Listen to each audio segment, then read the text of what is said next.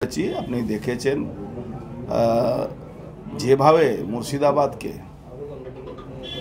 মুর্শিদাবাদকে হিন্দুবিহীন করার যে চক্রান্ত চলছে, যেভাবে পুলিশকে সঙ্গে নিয়ে দুজনকে কুপিয়ে খুন করে দেওয়া হয়েছে। 4 ঘন্টা পরে পুলিশ গেছে ওখানে, আর পুলিশ কর্তারা বড় বড় লম্বা লম্বা কথা বলছে। হিন্দু পরিবার সনাতনী মেয়েরা বাচ্চারা নৌকা পার করে মালদা দিকে পলায়ন করছে, মুর্শিদাবাদ থেকে পলায়ন করছে। আপনি আরও একটা আমার কাছে ভিডিও এসছে, সেটাও আমি টুইট করছি। তো যেখানে মমতা ব্যানার্জি আজকে 15 দিন ধরে একটা কথা বলতেন যে রামনবমীতে দাঙ্গা করবে, হিন্দুরা সনাতনীরা দাঙ্গা করবে। ঈদের নামাজের দিন রেড রোডে দাঁড়িয়ে উনি বলেছেন হিন্দু ধর্ম গন্দা ধর্ম। উনি যদি এখন হিন্দু সাজার চেষ্টা করছেন, অথচ উনি হিন্দু নন।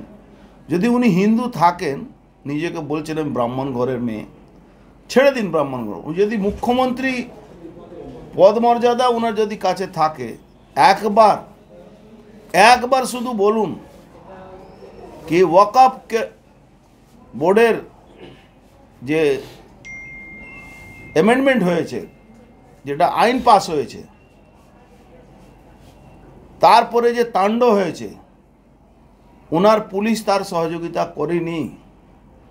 একবার উনি বলেন কি এই দাঙ্গাটা, এই ঘটনাটা মুসলমান করেছে। উনি তো একটা ধর্মকে, হিন্দু ধর্মকে, সনাতন ধর্মকে গন্দা ধর্ম বলেছিলেন। উনি তো বলেছিলেন রামনবমী যারা করে তারা দাঙ্গাবাজ। আজকে উনি বলুন কি উনার এই মুসলমানরা দাঙ্গা করেছে ওখানে শমশেরগঞ্জে। এখন উনি বলছেন দুই পক্ষকে, আমি বলছি দুই পক্ষ ওখানে দাঙ্গা করেছে। লজ্জা হয় না? ডাকাতের দল করেন উনি।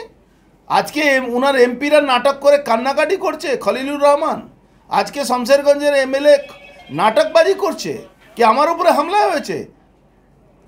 এই ভিড়টা উনি বলছেন তো, এই ভিড়টা সামাল দেওয়া যাচ্ছে না। যেদিন বিহার আর ইউপি থেকে, বিহার আর ঝাড়খণ্ড থেকে হিন্দুদেরকে নিয়ে ওখানে আমরা ঢুকবো, একদিনে খালি করে দেব মুর্শিদাবাদ মালদাকে, একদিনে খালি করে দেব। একদিন লাগবে আমাদের। আর সিদ্দিকুল্লাহ চৌধুরী বলছে কলকাতা আমি অচল করে দেব। কারো কোনো পার্টি লাগবে না আমাদের। কলকাতা বাইরে থেকে লোক আনতে হবে না। কলকাতা হিন্দু ছেলেদের যেরকম 1946-এ গোপাল মুখার্জি পুরো বুঝিয়ে দিয়েছিল, তখন ত্রাহিমাম হতে হয়েছিল এই মুসলমানদেরকে, 10,000 হিন্দুকে কাটার পরে, সেটা আমরা বুঝিয়ে দেব। গোপাল মুখার্জি এখনো মরেনি। বাংলা বাইরে থেকে লোক এনে কলকাতাকে মুক্ত করাতে হবে না, আমরা নিজে করিয়ে দেব ওখানে কলকাতার লোককে সঙ্গে নিয়ে। মমতা ব্যানার্জি খেলা করছেন, অভিষেক ব্যানার্জি ওখানে লম্বা লম্বা ভাষণ দিচ্ছেন, সংস্কৃতি আর কুষ্টি কথা বলছেন, কৃষ্টি কথা বলছেন। বাংলা সংস্কৃতি রয়ে গেছে। বাংলা সংস্কৃতিকে নষ্ট করা যদি মূল কেউ থাকে, তার নাম মমতা ব্যানার্জি। একটা জিহাদিদেরকে এক্সটেন্ডেড বাংলাদেশের প্রধানমন্ত্রী হওয়ার স্বপ্ন দেখছেন উনি জীবনে এটা পারবেন না, নিশ্চিত থাকুন। কোন কোন জেলায়